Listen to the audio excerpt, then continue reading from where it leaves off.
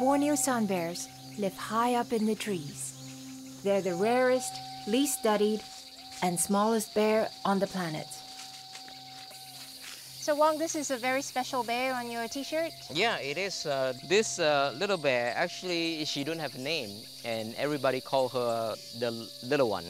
One day I was walking her, and she looked at me. I get my camera and snap this thing.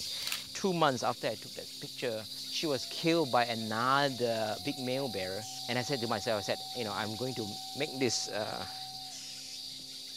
make her well-known, you know, tell the story. I hope that one day many people can know about sun bears and, yeah. Yeah, sorry. Since the little one was killed on Christmas Day 10 years ago, Wong has become Malaysia's foremost sun bear expert and has devoted his life to the dream of saving these little bears from extinction.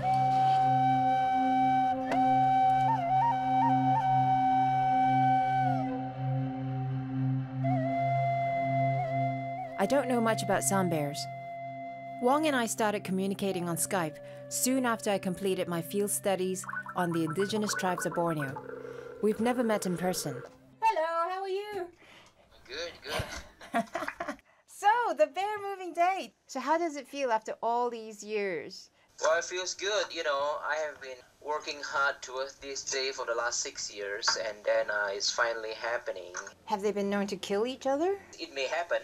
And of course, you know, we may lose a bear from a very bad bear fight. The first part of Wong's dream is about to be put in motion, so on the spur of the moment, we decide to pack our film gear and join him. Before we take off, I need to do a crash course in sun bears. They weigh up to 60 to 70 kilograms. These are the Malayan sun bears. Okay. The Bornean sun bears are a little bit smaller again. So they're the smallest of all the bears. Yeah, you have really high regard for Wong. Yeah, well, I think once people realise that the amount of work that he's done and what he sacrifices, you know, with all the leeches and the mosquitoes and the living conditions that he's had to endure, and he's doing it to try and save the species. Like most kids growing up in Malaysia, I was taught Borneo was an undeveloped place, full of jungles and wild animals, and these were all seen as negatives.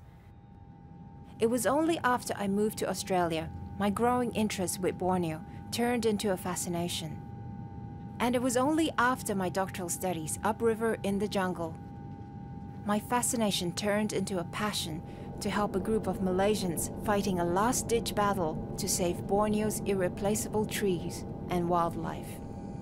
I don't know much about sun bears, but I do know I'm tired of feeling powerless, and at least I can play some small part in someone else's big dream. Available now on video on demand.